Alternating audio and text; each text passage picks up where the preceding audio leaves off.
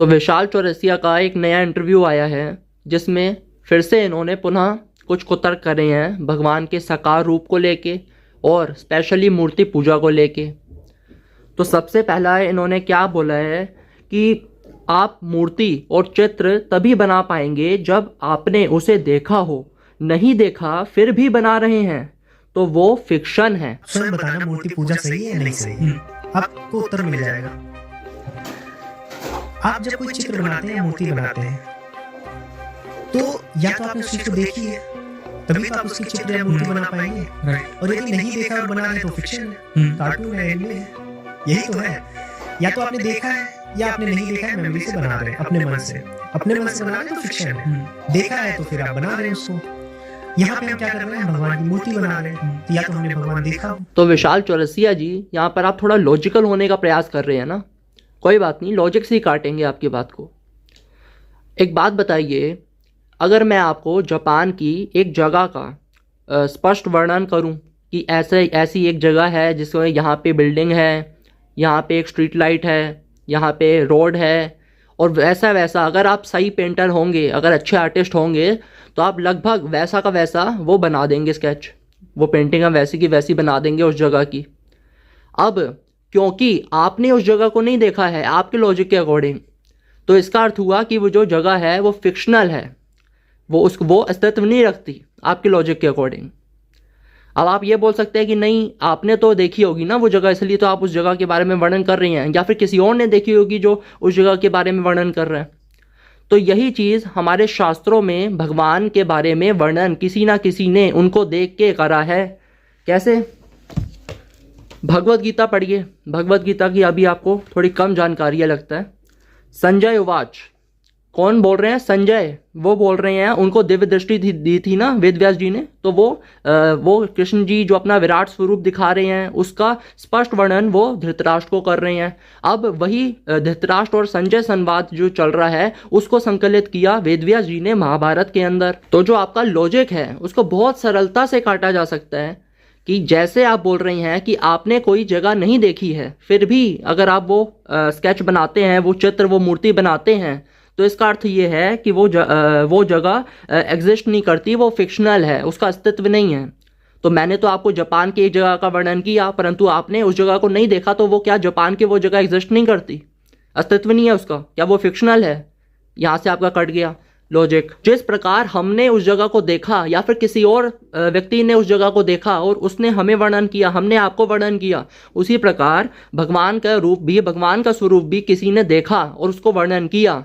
ठीक है, तो वही चीज़ हो रही है। इसी प्रकार संजय उवाच क्या कह रहे हैं? संजय बोले, हे राजन महायोगेश्वर और सब पापों के नाश करने वाले भगवान ने इस प्रकार कहकर उसके पश्चात अर्जुन को परम ऐश्वर्य युक्त दिव्य स्वरूप दिखलाया।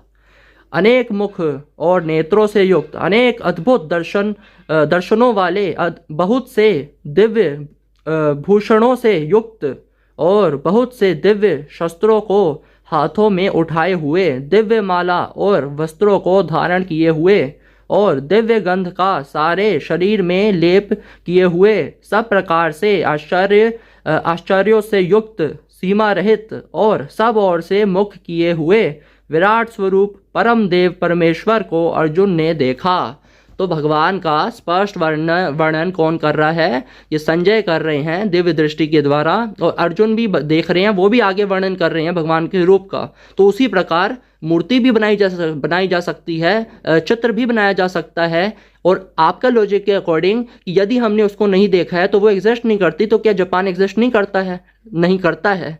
किसी ने उसको देखा परंतु उसने आपको बताया और आपने ना देखकर भी वैसा चित्र बनाया, और आपको भी ये विश्वास है कि वो जगह एग्जिस्ट करती है। आपके ना बोलने से वो जगह नहीं है, ऐसा नहीं हो सकता। सनातन धर्म का ऐसा कोई संप्रदाय, ऐसा कोई मत नहीं होगा जो खड़ा होकर बोल दे कि वेद वो नहीं मानते। फिर ये कहते हैं कि सनातन धर्म का कोई भी संप्रदाय नहीं होगा जो खड़ा होके कह दे कि वेदों को नहीं मानते।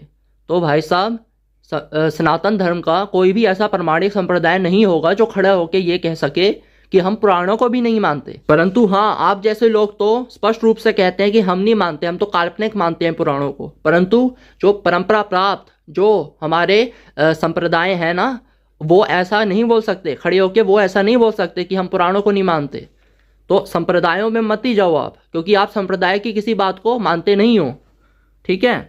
तो यहाँ पे आप तो स्पष्ट रूप से बोल देते हो कि पुराने कथाएं भले ही रियल इंसिडेंट ना हो, लेकिन ये फिक्शन से ऊपर की चीज़ है। आपके अनुसार पुराने कथाएं रियल इंसिडेंट नहीं हैं। आपके अनुसार अवतारवाद के साथ बहुत सारी ऐसी चीज़ें आती हैं जो कि विज्ञान की कसौटी पर और कॉमन सेंस पर खड़ी नहीं उतरती। इसके उत्तर हमने दिया हुआ है। तो मतलब आपके ये स्टेटमेंट हैं, आप ये मानते हैं, आपका संप्रदाय से लेना देना नहीं है, तो संप्रदाय की बात ना करें आप जो कह रहे हैं कि जो अवतारवादों की पुस्तकें हैं उनको ये अपेंडिक्स डालना चाहिए कि ये कथाएं सिंबॉलिक हैं।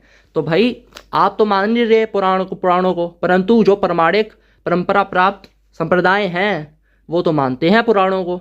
वो आपकी तरह पुराणों की एग्जिस्टेंस पर प्रश्न नहीं उठाते, उनकी कथाओं को काल्पनिक नहीं कहते, परंतु आप कहते हैं। और थोड़ा महाभारत का भी अध्ययन करें।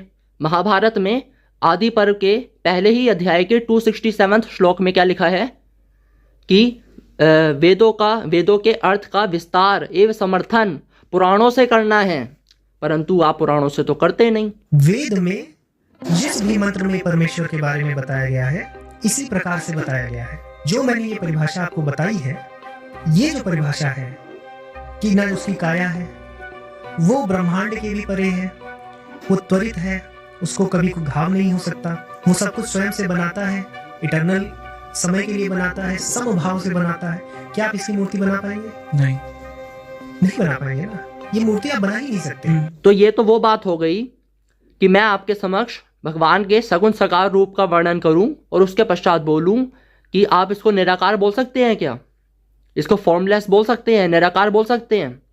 ये वो बात हो गई जो आप कर रहे हैं।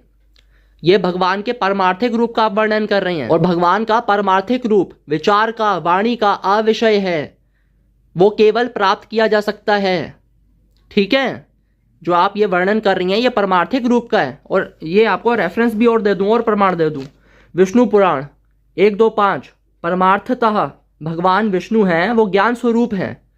अब ऐसा नहीं है कि केवल ज्ञान स्वरूप ही हैं, भगवान तो अवतार भी ले रही है, साकार भी हो रहे हैं, हमारी इंद्रियों का विषय भी बन रहे हैं, परंतु वो उनका व्यवहारिक स्वरूप है, ये परमार्थिक स्वरूप है। एक और प्रमाण ले लीजिए, मांडूक्य उपनिषद 7वां श्लोक, परमात्मा व्यवहार में नहीं आ सकता। अब यहाँ पे जो लिखा है कि परमात्मा व्यवहार में नहीं आ सकता, तो क्या भगवान व्यवहार में नहीं आ सकते? आ सकते हैं, परंतु वो उनका व्यवहारिक रूप होगा। और जो जिस रूप की बात हो रही है कि परमात्मा व्यवहार में नहीं आ सकते, ये उनका परमार्थिक रूप है। इसलिए कहा जाता है कि परंपरा प्राप्त आचार्यों के शरण में चले जाओ, स्वयं से अध्ययन मत करो। लेकिन नहीं, हमको तो करना है, और स्वयं से करेंगे तो यही सब चीज़ें करेंगे कि भाई ये देखो ये परमार्थिक रूप का वर्णन कर दिया और फिर बोलेंगे इसकी मूर्ति बना सकते हो। भगवान के साकार रूप का वर्णन कर दिया और फिर बोलेंगे ये निराकार हो सकता है क्या?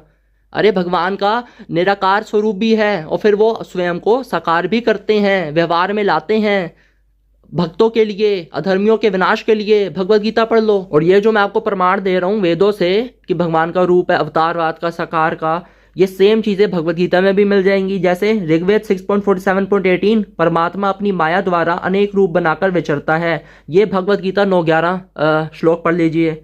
और ऋग्वेद 3:27-3 परमात्मा बार बार मत्स्य कुर्म आदि नाना रूप बनाता है, गीता 4:7 पढ़ लो। और यजुर्वेद 31:19 परमात्मा गर्भ के मध्य में विचरता है, यद्यपि वह अजन्मा है तथापि अनेक प्रकार से उत्पन्न होता है, गीता 4:6 पढ़ लो। और मूर्ति पूजा की बात हो रही है तो और लो, मूर्ति पूजा पे और लो। ये लो श्वेता शत्रोपनिषद, सुना कभी इसके बारे में? 3:5 हे रुद्रदेव, तेरी जो पुण्य से प्रकाशित तथा कल्याणमयी मूर्ति है, हे पर्वत पर रहकर सुख विस्तार करने वाले शिव, उस परम सत्य मूर्ति से तू कृपया कर हम लोगों को देख। आप ये भी कह रहे थे ना कि वेदों में भगवान का अगर ऐसा कुछ वर्णन आया साकार का तो फिर वो ऐसा आया कि अनेकों मुख हैं, अनेकों भुजाएं हैं, अनेकों पूरे अलग अलग अंग हैं। ऐसा नहीं है कि हम मनुष्यों की तरह 2 हाथ हैं 2 पैर हैं, ऐसा नहीं है। तो ये भी सुन लो, यजुर्वेद 16वां अध्याय, हे पर्वत निवासी रुद्रदेव, नीले कंठ वाले जटाधारी रुद्रदेव, आपके बाणों के लिए नमस्कार, दोनों भुजाओं के लिए नमस्कार। कितनी भुजा? 2 भुजाओं के लिए, दोनों भुजाओं के लिए नमस्कार। दो भुजा आ गई। ही आदि शंकराचार्य की टीचिंग्स अद्वैत वेदांत को फैलाने वाले सबसे बड़े नाम युवाओं में जो आज भारत के और पूरे विश्व के सबसे बड़े नाम हैं, आचार्य प्रशांत। आदि शंकराचार्य की टीचिंग्स को प्रचार करते हुए अद्वैत वेदांत की बुक्स को जलाने से पहले और जलाने के बाद उसमें हाथ सेकने से पहले एक बार भी नहीं सोचा। अभी मैंने एक वीडियो भी देखी थी, आचार्य प्रशांत की कोई है फॉलोअर, वो क्या कहती हैं कि आचार्य प्रशांत जो है वो शंकराचार्य की टीचिंग्स को आगे बढ़ा रहे हैं। वाह भाई वाह, शंकराचार्य की टीचिंग्स को आगे बढ़ा रहे हैं। कभी अपने आचार्य जी को बोलो आ जाएं, कभी लाइव आ जाएं और पता चल जाएगा कितनी शंकराचार्य की टीचिंग्स को वो आगे बढ़ा रहे हैं। शंकराचार्य जी राम जी कृष्ण जी को अवतार मानते हैं, वो साकार रूप मानते हैं, वो परब्रह्म मानते हैं। आप नहीं मानते हैं, आप कहते हैं कि अवतार नहीं आता, अवतार नहीं होता, हम ही अवतार हैं। आप ये कहते हो आचार्य प्रशांत। आपके आचार्य प्रशांत जी कहते हैं कि राम जी कृष्ण जी, उनसे पूछा गया ईश्वर है क्या, तो बोलते हैं नहीं ईश्वर नहीं है। ये तो मैंने बिल्कुल मोटी मोटी बात, ऊपर ऊपर की बात आपको बताई है। इससे ही पता चल जाता है कितनी वो उनकी टीचिंग्स को, शंकराचार्य जी की टीचिंग्स को आपके आचार्य प्रशांत जी आगे बढ़ा रहे हैं। इससे ही पता चल जाता है। आचार्य प्रशांत हैं और ये हाइपर कोस्ट हैं, ये दोनों को लगभग मैं सेम ही मानता हूँ। इन्होंने दोनों ने कोई परंपरा प्राप्त आचार्यों से अपना ज्ञान नहीं समझा, उनकी शरण में नहीं गए और अपने आप से शास्त्रों को समझा जैसा उनको समझ में आया। जो पुराणों की कथाएं इनको समझ में नहीं आई तो उनका बोल दिया। आचार्य प्रशांत क्या कहते हैं कि ये पुराणों की जो कई कथाएं तो ऐसी हैं जिनको बहुत प्रयास करने पर भी उनसे कुछ मूल निकाला नहीं जा सकता, उससे कुछ सिंबॉलिक भी चीज़ निकाली जाए तो वो भी नहीं निकाला जा सकता। कई चीज़ें तो बस ऐसी कल्पना है, बस चली आ रही हैं पीढ़ी दर पीढ़ी, बस उसमें कुछ है नहीं। और वही इनके ये हाइपर कॉस्ट ये भी क्या कहते हैं कि कुछ ऐसी चीज़ें हैं जो पुराणों में, कई चीज़ें ऐसी हैं अवतारवादों की पुस्तकों में जिनको इनको सिंबॉलिक बोल देना चाहिए कि ये तो लिखना चाहिए कि सिंबॉलिक हैं ये कथाएं। तो ये भी सिंबॉलिक मानते हैं, वो भी सिंबॉलिक मानते हैं, ये भी काल्पनिक मानते हैं। कहते हैं हाइपरक्वेस्ट कि ये जो पुराणिक कथाएं भले ही रियल इंसिडेंट ना हो लेकिन वो फिक्शन से ऊपर की चीज़ है, मतलब रियल इंसिडेंट नहीं है। ये आचार्य प्रशांत भी यही कहते हैं कि कल्पना है। बस दोनों एक ही चीज़ में है। और क्या करते हैं प्रारंभ में आपको आकर्षित करने के लिए राम जी कृष्ण जी शिव जी इनकी ही बातें आपके समक्ष लाएंगे, यही कथा को पहले बोलेंगे, यही कथा के बारे में वर्णन करेंगे और उसके पश्चात बोलेंगे ये सब गलत है, ये तो झूठ है, कोई अवतार नहीं होता, गलत है, साकार रूप नहीं होता, राम जी कृष्ण जी ईश्वर नहीं होते, ऐसी चीज़ें बोलेंगे। इसलिए कहता हूँ ये लोग धर्म के नाम पर धर्माभास दे रहे हैं, झूठ दे रहे हैं, असत्य दे रहे हैं और जिससे लोग भ्रमित हो रहे हैं। इसलिए समय है इनका विरोध करिए।